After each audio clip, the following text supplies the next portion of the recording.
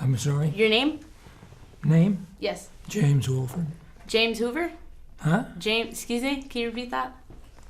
Your name? James Wolford.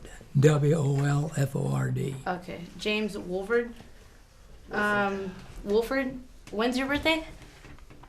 I'm sorry. I didn't Your hear. date of birth? August 6, 1926. August 6th, 1926. I'm here with Vanessa. You don't have to name it. Oh, no? Okay. So, where are you from? Where was I born? Yes. Los Angeles. Los Angeles, California? Okay. Hollywood. So, what was the war and branches of service that you were involved with? What was the job that they're doing? Repairing aircraft. Combat Air Service Unit with the Navy. With the Navy? When I was in the Navy, yeah. Okay. Can you please explain what that was and how was that like for you? I'm sorry. Can you explain how that worked in the Navy? Like, what did you do? Well, really, that's what it was supposed to be. It was a Combat Air Service Unit, repairing, keeping the planes in, fixing the problems, and they were checking them out for like a unit bank. Bring us one that doesn't, and here's one that does. And that's basically how it worked, supposedly. Okay, so what was your highest rank while in service? I had electrician third. Christian third. Is there any specific location that you served in? Any what? Like specific location? Oh, it was all on Guam. All where? On Guam. Guam? The rest of the time was, if you're flying over something, you just see the treetops, and you wasn't stationed anywhere except Guam, just out from there. What was it like living and working in Guam? Well, Guam was very similar to Catalina.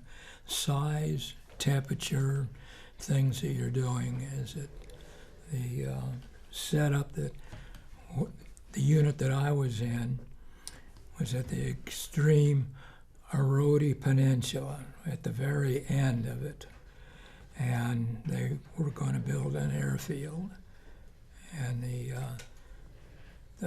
593, 623 Seabees, I worked with them once in a while over there on the leveling, filling, and getting the airstrip in ready to use. And how long did that take to work on? How long was I over there? Yes. Oh, gee, it's close to 2 years. 2 years? The main thing that I do remember about it was my birthday, my 19th birthday. That's the day they dropped the H-bomb on Hiroshima, so every calendar reminds me of that day. And What was it like when you got that news? oh boy, well, I about went through the ceiling when I heard that. I was so happy. There's only been one other time two times I've been happier. One of them was going under the Golden Gate, coming home. And when I got married. You got married? And when did you get married? What year did you get married? That was in 64, 54. 1957. It is. 1957. 57. It's a long time ago. Married in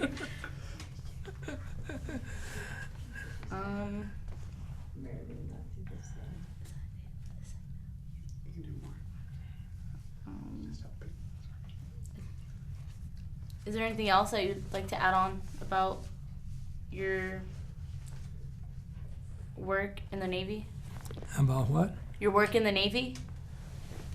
Well, let's see. I went through the boot camp, assigned to a Fleet Air at Alameda.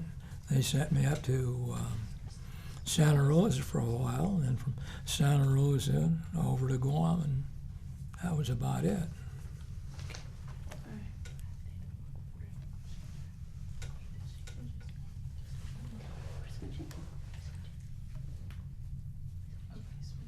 I'm gonna search.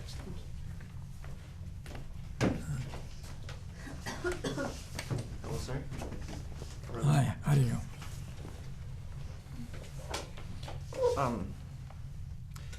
So what year were you enlisted in the military? What? What year did you enlist in the military?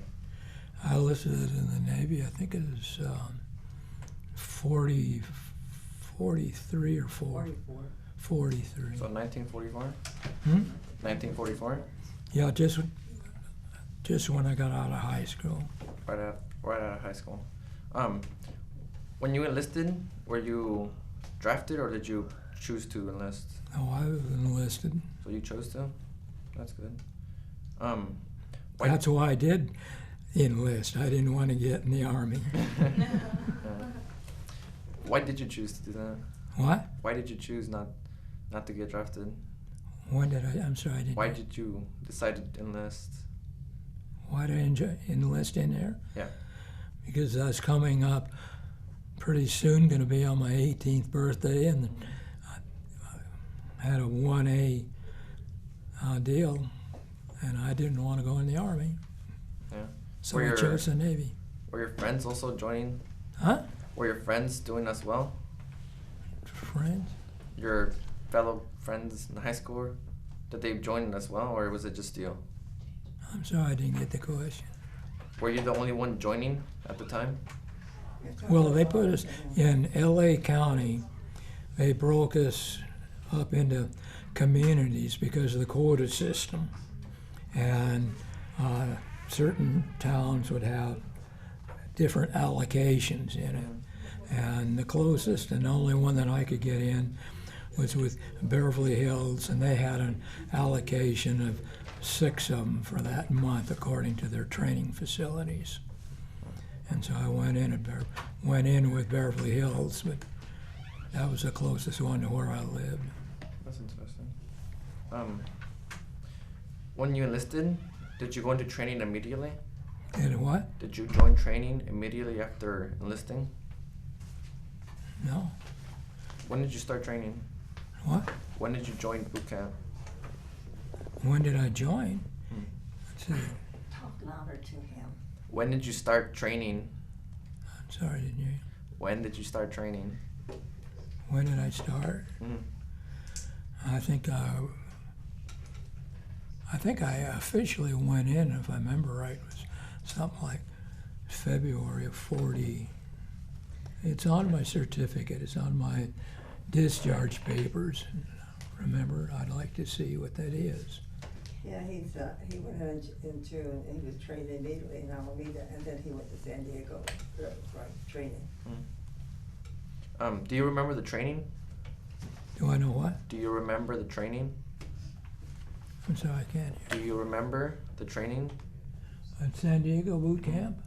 Oh boy, who could forget that? What was that like? Huh? What was that like? Just like, well, like you see the boot camp for the Marines or for the Army or anything, was obstacle courses and swimming and how to jump off of a ship and how to stay away from it and how to take off your pants and tie the legs and use those for buoyancy and different things like survival, basically. And then the only other thing that they did have me in, and they took me out right away, was amphibious training, and I couldn't see that running around carrying everything you own over your head and trying to keep everything dry while you land on an island. So got to be something better than this. Yeah. How long did you train like that for? Huh? How long did you train for? Oh, for the amphibious? Oh, I was only in there for, the whole course wasn't very long. I think I was only in there for 4 days. 4 days? No, but he means the whole training period, right? Oh, it's 13 weeks for Navy at boot camp San Diego. 13 weeks? 13 weeks? Yeah. How'd you get through it? Did you have any inspiration? How did I what? Did you have inspiration? I didn't hear you. Did What you got have? you through the training? The Uh, boot camp? I think I remember how I got back, but I don't remember how I got there. No, they're asking like how, like, was there something that you told yourself, like I can do this, or when times get a little Or bit how hard? do you think you survived while being in service? How did we survive it? That's how did you get through it? So how do you think you got through boot camp and your training experiences? Well, I was very lucky to get through. Some of them did. In fact, one of the fellows that I knew in my class in high school was in the same company at boot camp, and he said they were overworking him, but they wouldn't listen. A couple of days later, he collapsed and died there in boot camp. Freddie Schmidt. So I always try to be careful. That was the main thing.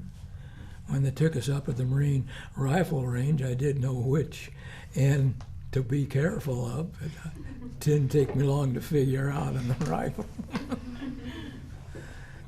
And then they give you some identification of how to identify different aircraft. So in case you're by yourself, you can find it. Mostly it's survival. Is it how do you survive under? What circumstances were you in that you used your survival skills? Oh, I never used them for hardly anything. I had them handy, but I didn't use them. I didn't have the occasion. Never arose because it was when I was over on Guam, it's so informal that all you'd wear just dungarees. In fact, I got in a real big bind when I went. A friend of mine came to Guam on a aircraft carrier. Now he didn't know where to find me, so I was going to go out to meet him. Only the uniform of the day of the Navy was undress whites and everything like that for Sunday visits. And so I dressed up in the best that I had because I'd sent all the others home. And I had on plaid socks, pair of blue jeans on there, and a regular sports shirt, and I went on there. They fought like heck to keep me off of that boat until they wouldn't let me get on from the little connecting, call it a taxi, water taxi, to the boat. And then when I got on there, it was one mess. I had never had the formality of the Navy training of who to salute and who not to salute and all these other things to do. And there's a little question as to my heredity there as to how I got through. But I made it, and that was my main thing. As for the work on Guam, it was just practically just like anything else. With us, it was mostly working, building an airfield. I did get a real nice assignment one time. What was that like? Bulldozer to fall in line with some other bulldozers to clear the field so the other planes could land. And I didn't know what to do or how to do, and so I got the typical CB instructions. 10 minutes, park it there, push, pull, turn, twist every handle you can find till you know what does where. Get back in line, and we need an airfield. Now that was kind of off base for me because it was Seabees were doing it, and I was not a Seabee, but where I was and who told me to get there and why, I'll never know, but it added to the experience. Were you the only one experiencing this? Were you the only one experiencing this? I was the only one from our outfit that they put on a bulldozer. And there were about maybe 160 in our company was the whole base. And it's kind of sometimes you'd be real busy, sometimes you'd be boring, sometimes you get to go up on them as an observer on a flight. I did get to see Iwo Jima, Saipan, all of those from the air, but I sure glad that I could see them from the air and look out the edge of a fighter plane than I would with. I didn't have the license, but I went as an observer, and glad I didn't, because that same pilot, 3 days later on his next flight, I didn't like the way he was flying, so I stayed out. He went up and he got killed, or I had taken off. Two of them in the airplane were killed and one on the ground. So I consider that being kind of lucky, and I had no reason in the world to cancel it except, shall we say, an intuition. Mm-hmm. Yeah. How did you react to that? Huh? How did you react to watching the plane fall? Real cautious. That's just about it. I'd be real careful, because I did see in the States while I was at Santa Rosa, the Navy airfield up there, saw a plane at lunchtime go down, all of a sudden explode in the air and hit the ground, and saw that from the word go. And then when I found out through the correspondence of the girl that I was going with, Ed Carpenter, my chemistry partner in high school, he was a couple of years older, because the school I went to merged with part of Culver City, and so they had 4 years of high school, and I was just starting. And that was kind of rough to have them call and say, "Hey, I picked up the newspaper to see where there was a bad airplane set up there at Santa Rosa." And said, found out that it was Ed Carpenter, and he was my chemistry partner. Well, that one I had thought about more than once. His was oxygen failure. He was in a P-38. Were you in anything like that? Huh? Were you in anything like that? No, I didn't go, wasn't a pilot or anything. I'd just go up for the observation, check out, and things like that of the systems. Mm-hmm. So what ships were you on exactly? What? What ships were you on? Well, I went on a quartermaster ship, was the USS Fairland, and it was not even Navy operated. There weren't any Navy people there. It was quartermaster for the Air Force. And that was basically, but I didn't have any ships. I was never aboard ship. I was land-based every solitary time. Oh, so that was just about the one? The only Yeah, one? yeah, I didn't even get my feet wet. So I wasn't, so I was in the Navy, but I was land-based. Okay. And why and how they did that, I'll never know. Because the irony of the whole thing was that a schoolmate of mine, the two of us went from boot camp to Alameda to Santa Rosa, through all the islands, over to Guam, and back out. Same duty, same place. I had the bottom bunk and he had the top bunk everywhere we went. I don't know how that there wasn't. They were calling us the Gold Dust Twins, because for some reason we were lucky. And I think that there is a lot of luck is what you do, because I see these ships, I saw what happened to them, what happened to the people, and some of the movies and everything. I mean, kind of scares you. And I got kind of a soft heart, in spite. But I have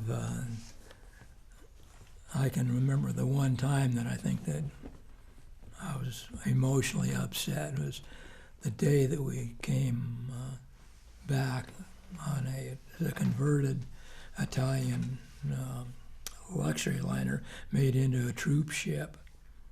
And incidentally, it had a collision on the way out, so we didn't know if it was going to come back or not, somewhere between Midway and Hawaii. But we got home on that ship, and when I went underneath there, and I saw that Golden Gate Bridge up on top, hey, we're home. It's over with. Let's forget about it. I was about ready to cry when I saw that, because you had the same old deal that you read about of the fireboats with their water streams and the band playing on the dock and everybody cheering everything. And, gee, who are they cheering? There's got to be somebody aboard this ship. Some notary reason, or why would they do it? Because they were one of the first ships that was able to do underwater welding and to weld up the hole that this other ship poked in the side of us. That was the closest I ever had to being in the Navy. Was to be on the ship and have everybody say, don't go over this side because it'll stay over here to counterbalance it. Don't do this and don't do that, boy. And that was quite an experience, is to have a collision of ships out in the middle of the Pacific. But I was lucky again. I've been lucky all the way through for some reason. I don't know what to say about a difference, but I had jobs and I'd do the jobs and the same thing. And I followed that, what I was doing in the service right at the time I retired, civilian with Boeing, Lockheed, different aircraft companies like that, using what I had the basic for from the Navy. But I did not get to go to a formal naval training school because they were all full. And can't say if there's anything real exciting, nobody to make a movie of it, or it didn't look like an Arnold Schwarzenegger picture or anything. But I mean, it was interesting. I mean, falling off of a two-story building and landing on the wood pile, you know, putting a nail through your hand and being treated for an illness. What illnesses did they treat you for? Well, what was really odd, I had a minor injury of my hand, and so they told me, well, stay in sick bay, and they started treating. They didn't want to get it infected, and so happened that there were 15 other people in there. They were all being treated for scarlet fever. The doctor got called to another island real quick, told the medics there, give everybody every 3 hours a shot of penicillin. So he was gone for 2 weeks. I did not have scarlet fever. Everybody had it but me. I went in there for my hand. They were treating me for this over there. And I'll tell you, every 3 hours, 24 hours a day to get those shots, that's not enclosed as being fun. But it was an experience. It was something that, boy, you have to go through to believe it, to see it, or to participate, because there are so many situations that people just don't understand. They just don't see it till they're there. Then when you see it, it's more or less every man for himself. But still, they can have all kinds of training and drills and everything like that, but then they don't always work out. And then all of a sudden, they, like from San Diego over to the amusement zone was over the hill in San Diego, and it's considered a 25-mile hike. So when you take a 25-mile hike and put all your stuff on there and hike for the 25 miles, you think there's got to be something else better than this. There has to be. And then when you go through training in there, I got pulled out there. Well, what am I doing wrong this time? And I said, well,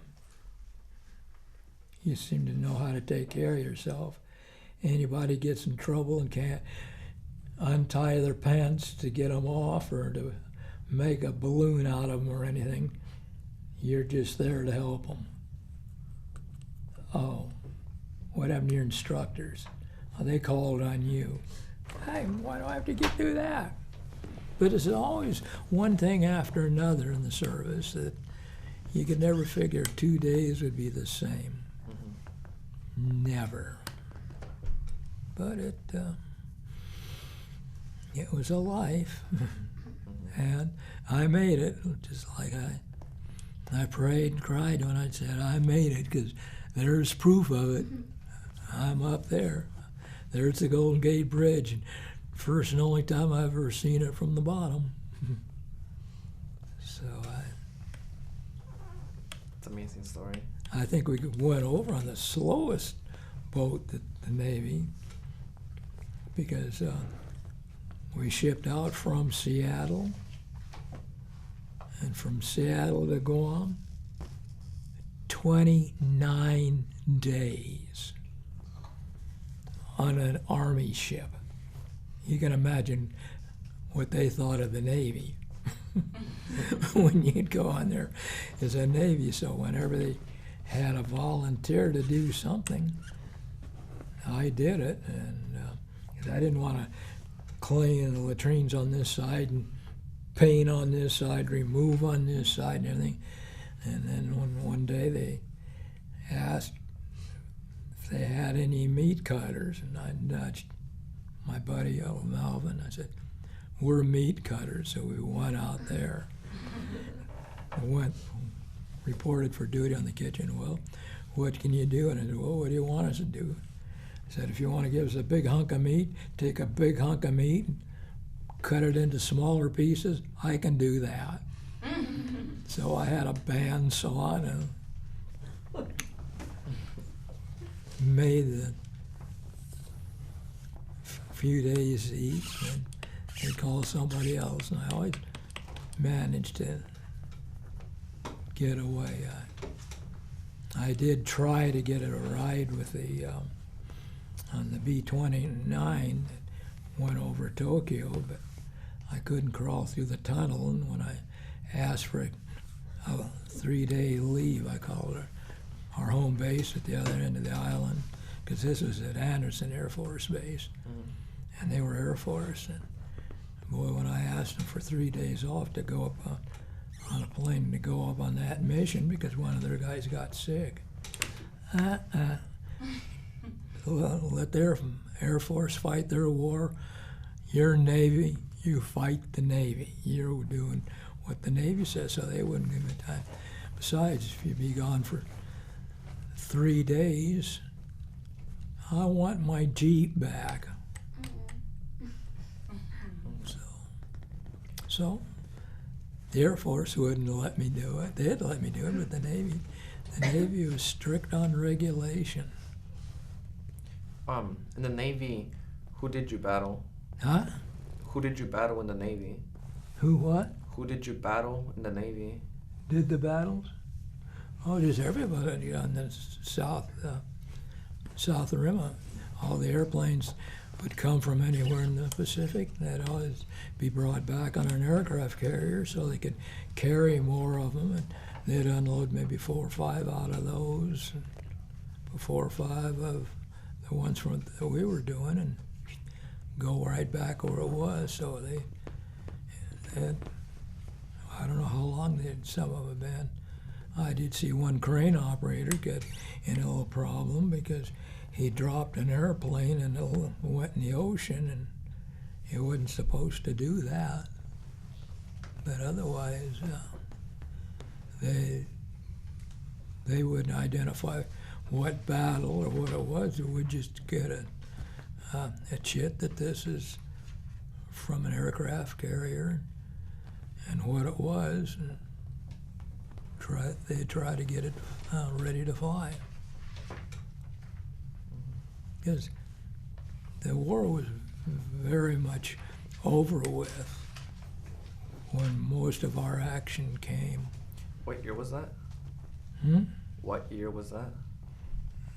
Let's see, the last year that I was over there would be first part of 46.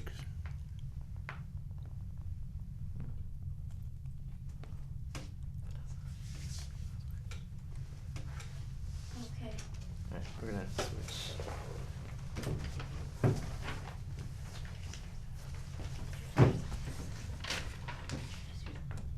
Hi, my name's Vanessa. Hi, what did you say it was? Vanessa? Vanessa? Yeah. Sorry, I'm kind of sick. When your training was over, where exactly did you go afterwards? Gee, just about anything that come along. I think I had about 7 or 8 jobs, and I tried to go to school, and I flunked out of college, so I'd had the only way that I could get a job, and I got one. I know one who won't like it would be to marry the boss's daughter, and then that kept me. Then I got a job. But then, and then what made it really funny, a schoolmate of mine, he married the daughter, and they showed me the front door. So I tried a little advertising. I tried sheet metal. I tried automobile part delivery. I tried just anything you could get. And some of them weren't the most successful jobs. So when you did get a job, you had to hang on to it. So your military experience didn't really help you in finding a job? No?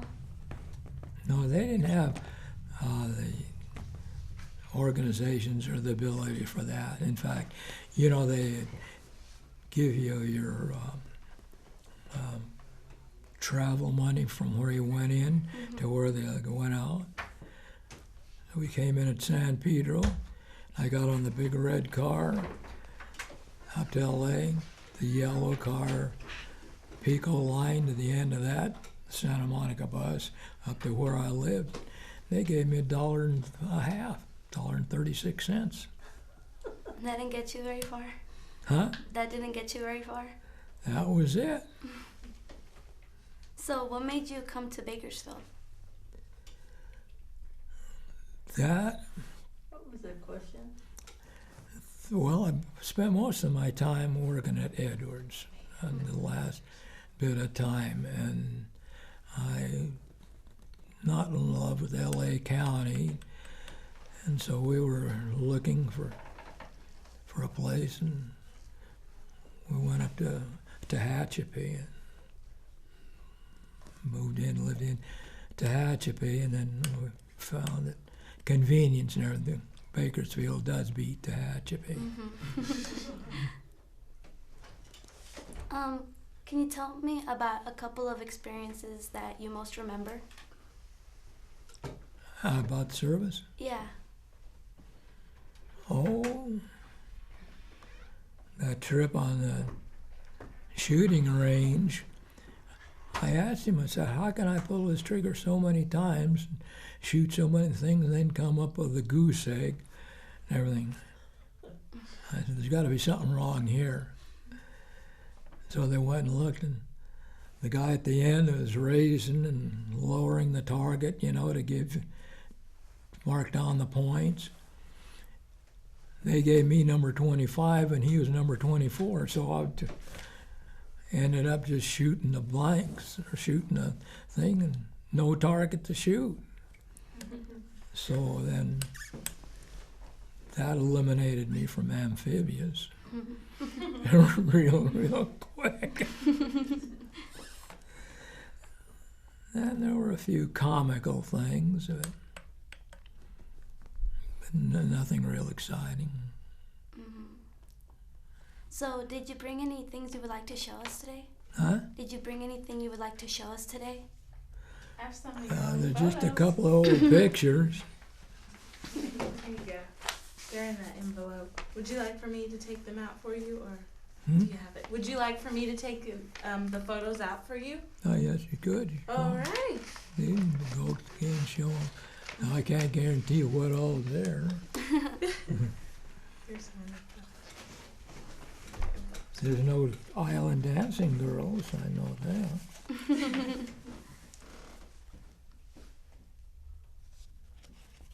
That doesn't have anything to do with that.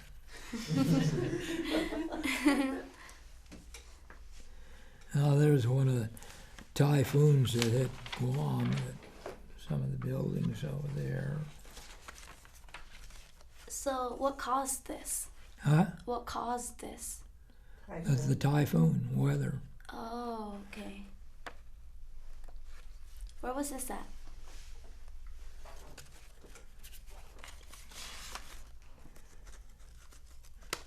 Tell them about making ice cream on Guam, Jim. Huh? Tell them about the ice cream you, Oh, yeah. that's, That was the smartest move I ever made. When I was on temporary duty to the Seabees, I saw an old ice cream crank maker. I watched that and nobody touched it or looked at it. So I thought, well, I can put that in better use over at our place than leaving it here for the Seabees to have it rust and fall apart. So I, shall we say, appropriated it. If you're a policeman, I stole it. You borrowed. But anyway, I got it back over there to where we were. Well, the one thing the group that I was in was all from Los Angeles. Some of them knew each other, some of them were relatives and everything. So we kind of formed like the mafia. Put one person in the office so we could get information before they would let it out.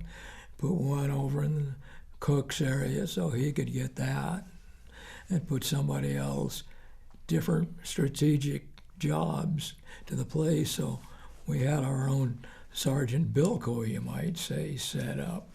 And I found out that I could take the Jeep, jack it up, put it in one gear, fill the old hand crank ice cream deal, mix it up, and come out with our ice cream. And so I just sit there and push my feet against the ice cream maker and that against the tire, and I'd make ice cream. Well, we could barter anybody in the outfit with that ice cream, because the cooks would get it for us anytime we wanted it, and they couldn't get anywhere near it and had nothing to do with it. And in fact, one of them was one officer came by on inspection and saw me doing that. Hey, what in the world are you doing? And making that, make it all, try some? Yeah. So I gave him a suit bowl full of ice cream. He liked it. He said, I'll make you a deal. I'm not supposed to be a steak eater or anything like that. My ration of food that I can't eat or that I don't want, like steaks and things, I'll trade you that for a weekly bowl of ice cream. I'll trade you my steaks. Okay, what would you rather do? Sit on to nothing, or I'd trade him and traded him for the ice cream and had my steaks every Saturday.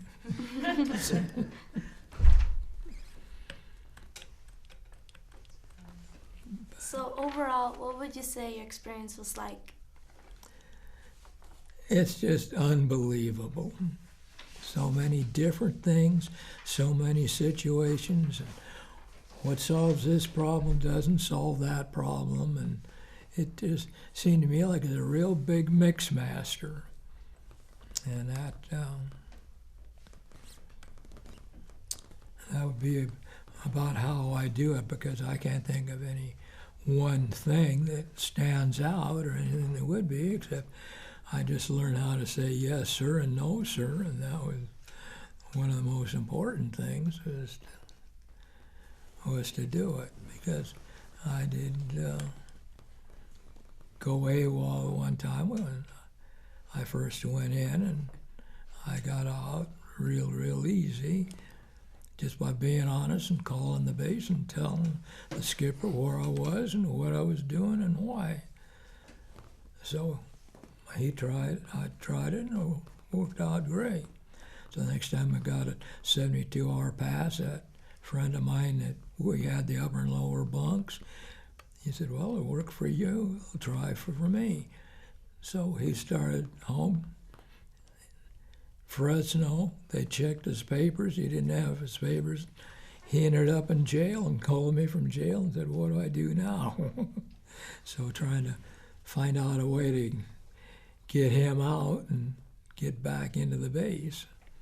Little things like that are kind of different. I mean, it wasn't cut and dried. There's nothing that was a format. Like you pick up a paper now, the editorial page, they were classified ads, the comics, all of these things are all separated.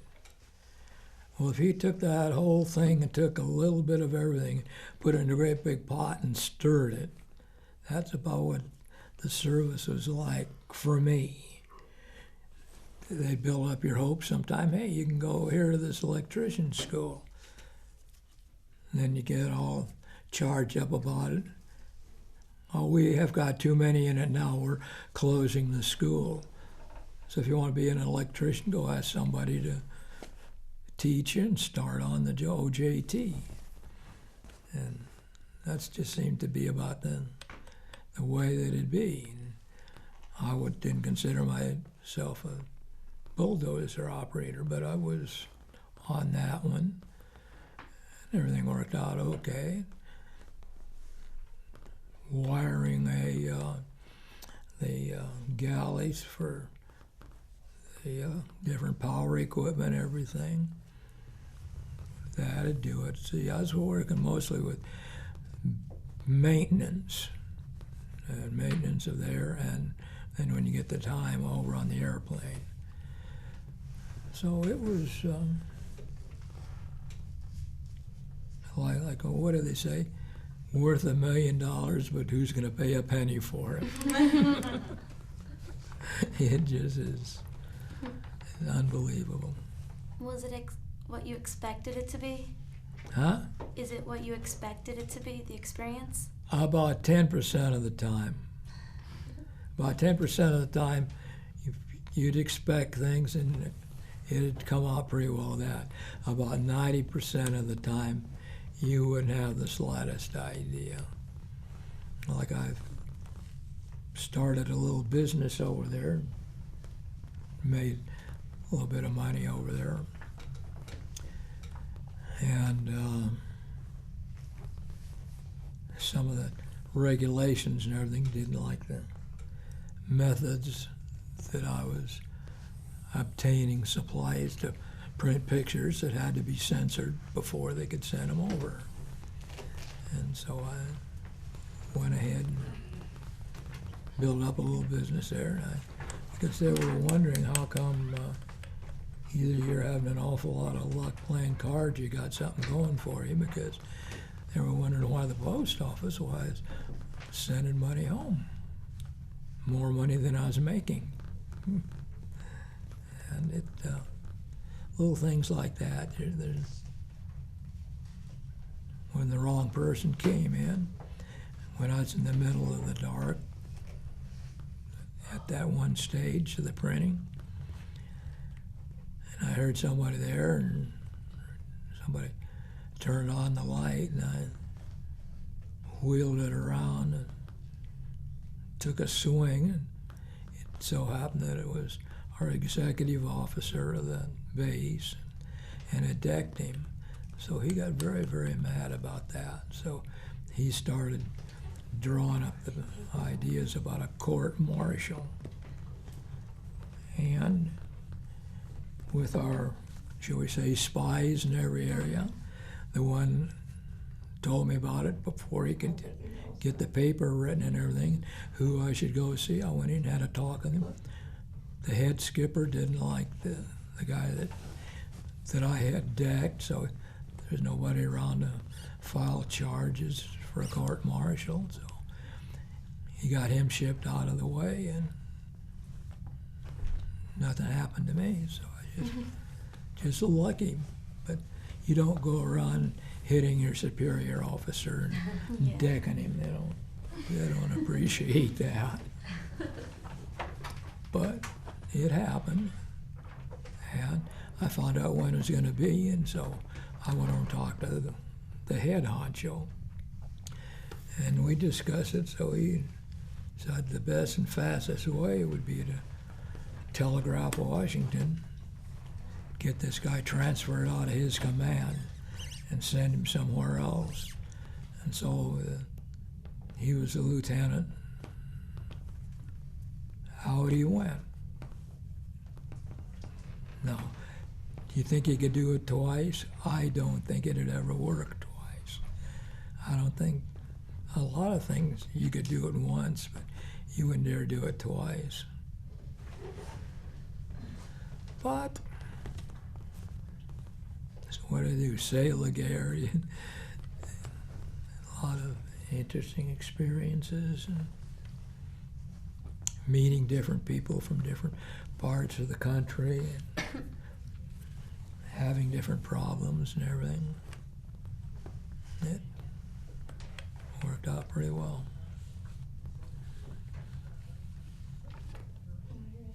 Okay, I'm gonna switch with my partner.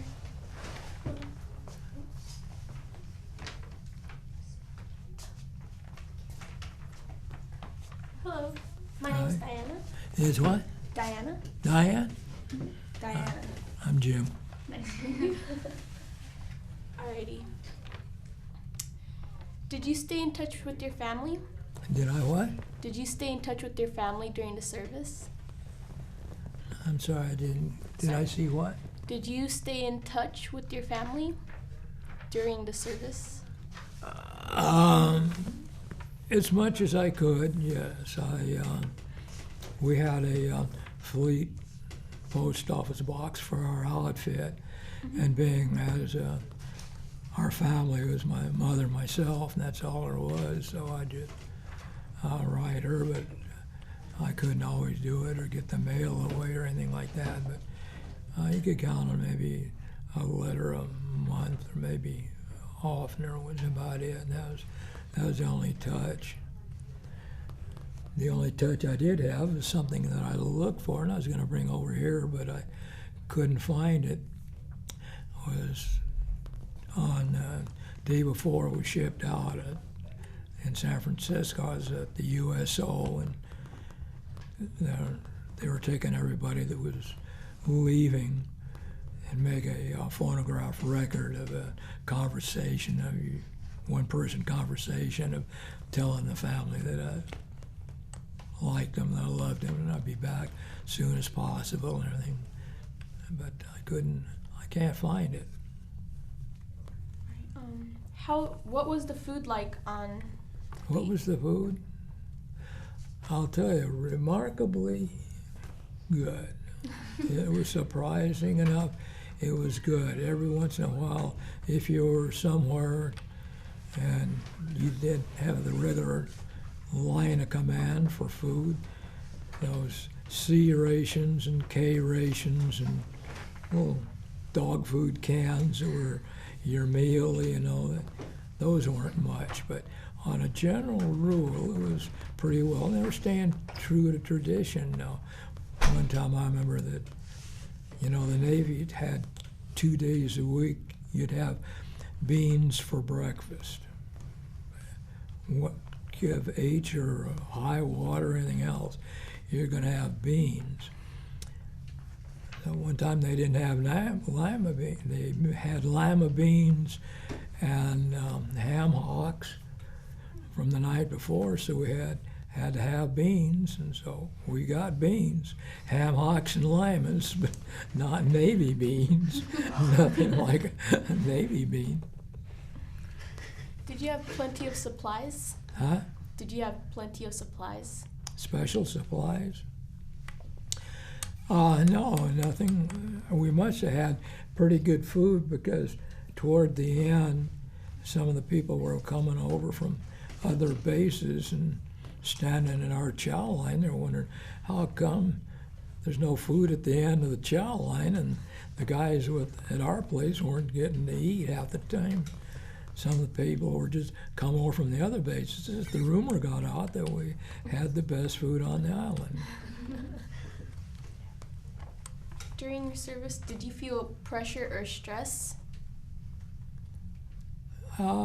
In some ways you might, but I'd get sometimes a little nervous, like when we shipped out of Seattle, and on that boat they formed a convoy, and they thought they saw or heard or found a Jap sub butting around the area somewhere. They started dropping the depth charges, and everybody taking their battle stations and everything.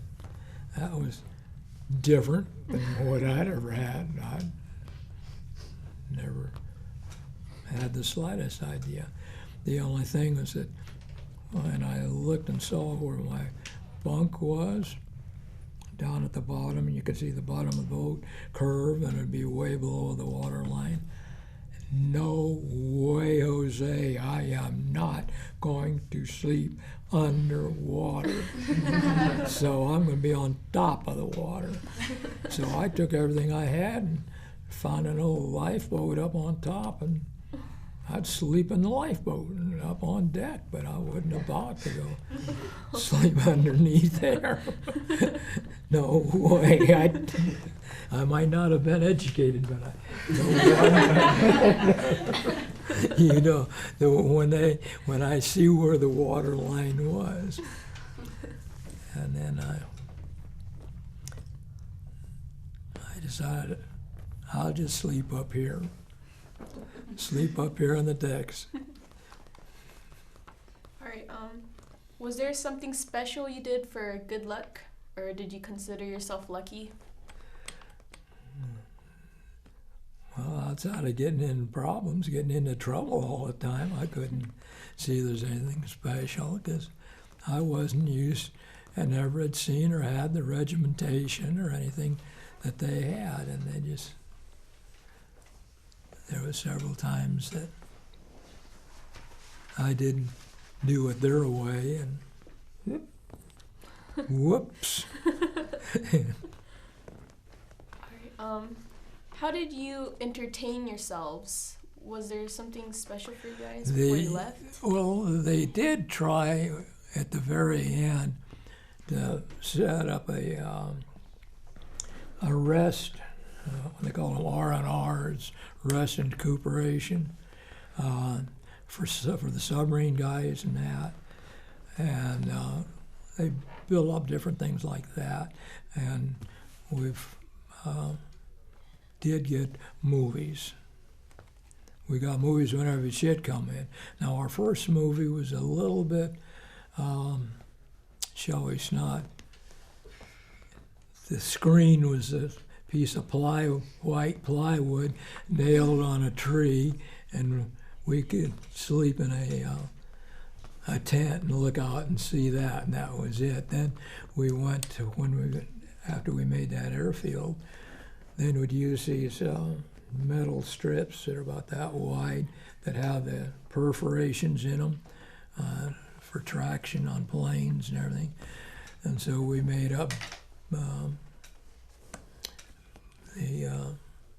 little theater like that, and got a bigger piece of plywood and nailed it further up the tree so he could see that. And not after sitting on the other. And you'll pardon my French, but sitting there at that 7 days a week, maybe that's why they used to call me waffle butt.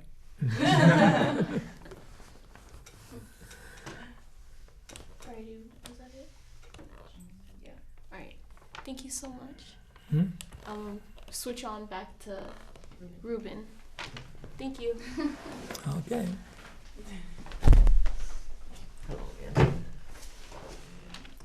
So do you remember the days after the war? What? Do you remember the days after the war? Oh, within a couple of days. I know that the first piece of mail that I opened up when I got home, there I was, 1A to report the draft board. And, I did my duty with the Navy. I'll be darned if I'm going to go over and help the Army. Where did you go after your service? Huh? Where did you go after your service? After my service? Oh, gee, I just lived at home for years. Where's home? Years and years and years. And that was in L.A.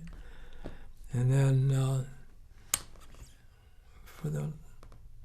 when I finally settled down, quite a few years, then I met Wanda. And my lifestyle changed. And we were married there.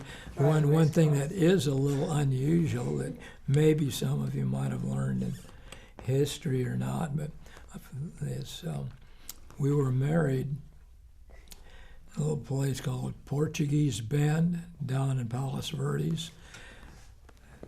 I think the population was about 12, but where that stood out was that was, in its time, the first all-glass building built by Frank Lloyd Wright.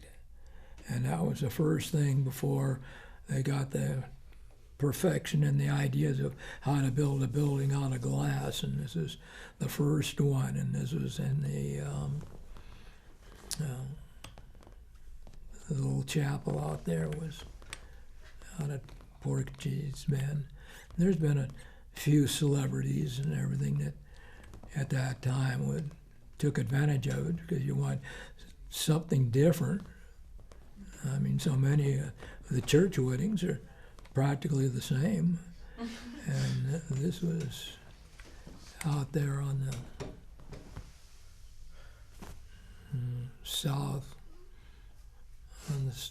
southwest end of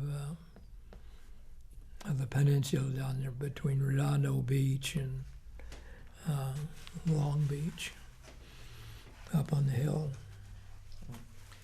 How old were you when you ended service? When I entered the service, When you ended? I was, 17. huh? When you went in the service, he was 17. 17, yeah. Yeah, because I got in just before my birthday. And when did you finish? Huh? How old were you when you finished? And that birthday was my 18th birthday coming up. No, but how old were you after the war? After I got out, He was 19. I was 19, yeah. Did you make any close friends? Huh? Did you have any close friends in the war? No. Not really.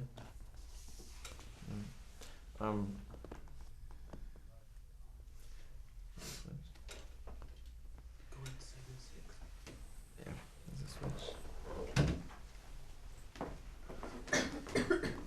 Alright, okay. So, what did you do as a career after the war?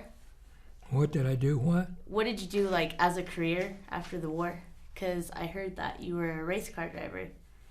Well, not at that time, but I did buy a race car. In fact, I had a race car before that ever let me into the pits. Really? How was that like? Kind of frustrating. If any of you from L.A., I don't know if you remember, well, you know where CBS is now out at Beverly, Channel 2, you know. Well, that used to be part of the Gilmore Island and Gilmore Stadium where they started the Rams playing football, where they used to make a lot of movies there. They'd have races there. They ran the races there for about 18 years and then sold it to CBS, and so now that's a Columbia Broadcasting station because it was fairly easy to handle, and it's not quite, it's county property, but it was surrounded by city. And that made it nice because they had an ice skating rink where ice capades, and they had bowling, theater, gas station, bank, baseball park, auto race place, and everything. They had just about everything. So most of mine was centered over there because what I do a lot of times is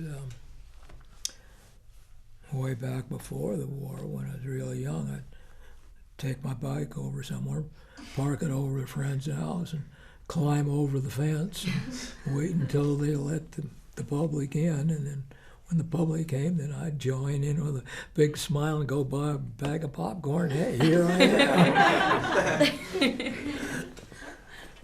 am. Did your military experience influence your thinking about war or about the military in general?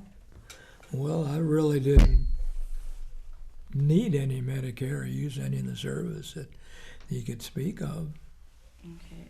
Because after that, when they found out that I built up